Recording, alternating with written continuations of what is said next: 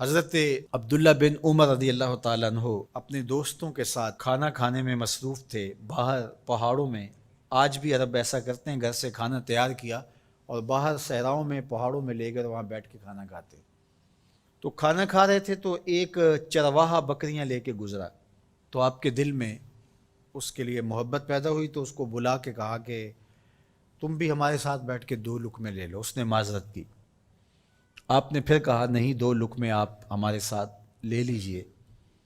تو اس نے کہا کہ میرا روزہ ہے، میں روزے سے ہوں۔ تو حضرت عبداللہ خوش ہوئے کہ سخت گرمی اور سارا دن دھوپ میں بکریوں کے پیچھے روزہ رکھا ہوا ہے۔ آپ نے کہا کہ اگر ایک بکری تو ہمیں فروخت کر دے اور ہم ذبح کر کے اس کو تیار کر لیتے ہیں اور خود بھی کھائیں گے اور آپ بھی ہمارے ساتھ افطار کر لینا۔ اس نے کہا میں ان بکریوں کا مالک نہیں ہوں، میں چرواہا ہوں، یہ میرے آقا کی بکریاں ہیں اور میں بیچنے کا مجاز نہیں ہوں۔ بہت متاثر ہوئے عبداللہ ابن عمر رضی اللہ تعالیٰ عنہ۔ آپ نے اس کو مزید آزمانے کے لیے کہا کہ تو اپنے آقا سے کہہ دینا کہ بھیڑیا بکری اٹھا کے لے گیا تھا، تو ایک بکری ہمیں دے دے۔ تو اس نے ایسے آسمان کی طرف دیکھا اور کہا اللہ کہاں ہے؟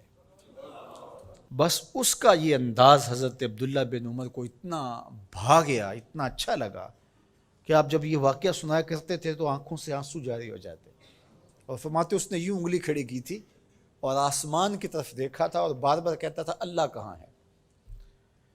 خیر آپ واپس شہر آئے، اس کے مالک کو تلاش کیا اور کہا کہ اس غلام کو اور بکریوں کو من چاہی قیمت کے ساتھ مجھے فروخت کر دو۔ اس نے بکریاں اور غلام دونوں بیچ دیے۔ آپ نے غلام کو بلایا اور کہا کہ تو آج کے بعد آزاد ہے اور یہ بکریاں بھی تیری ملک ہوئیں۔ تیرے ایک جملے نے کہ اللہ کہاں ہے تیرے لیے آزادی کا مجدہ بنا دیا اس کو، اور میں تجھے ساتھ دعا بھی دیتا ہوں اللہ تجھے جہنم کی آگ سے بھی آزاد فرمائے۔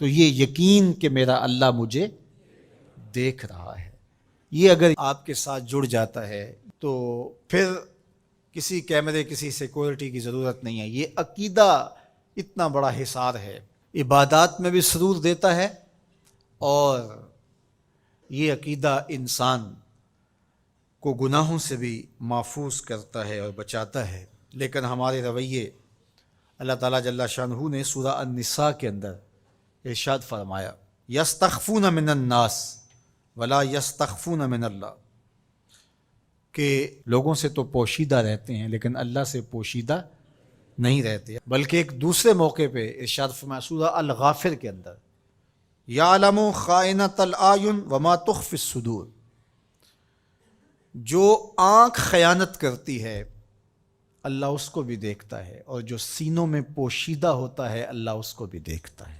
جو چیزیں سوچ میں پیدا ہوتی ہیں، جو بطور وسوسہ آتی ہیں، تمہارا رب اسے بھی دیکھ رہا ہوتا ہے۔ حضرت عمر بن عبدالعزیز رضی اللہ تعالی عنہ فرمایا کرتے تھے کہ اپنی خلوتوں کو پاک رکھو، اللہ تمہارے ظاہر کو ستھرا کر دے گا۔ جس شخص کی خلوت پاکیزہ ہوتی ہے، عفت مآب ہوتی ہے، تو اس کے چہرے پہ خاص قسم کا نور ہوتا ہے۔ جو راتوں کی تنہائیوں میں اٹھ کے عبادت کرتا ہے اور اللہ کے حضور وہ الہا زاری کرتا ہے، تو دن چڑھے اس کے چہرے کے اوپر اللہ تعالیٰ ایک خاص نور پیدا کرتا ہے، جس سے لوگوں کو سرور ملتا ہے اور لوگوں کے دل میں اس کے لیے محبت پیدا ہوتی ہے۔ اور جو تنہائیوں میں جرم کرتا ہے، گناہ کرتا ہے، اور لوگوں کی نظر میں کوئی ایسی چیز ہوتی بھی نہیں ہے، تو لوگوں کے دل میں اس کے لیے نفرت پیدا کر دی جاتی ہے، لوگ اس سے دور ہٹنا شروع ہو جاتے ہیں۔ یہ دلوں کے سودے ہیں۔ تو اس لیے اپنی خلوتوں کو پاکیزہ کیجیے۔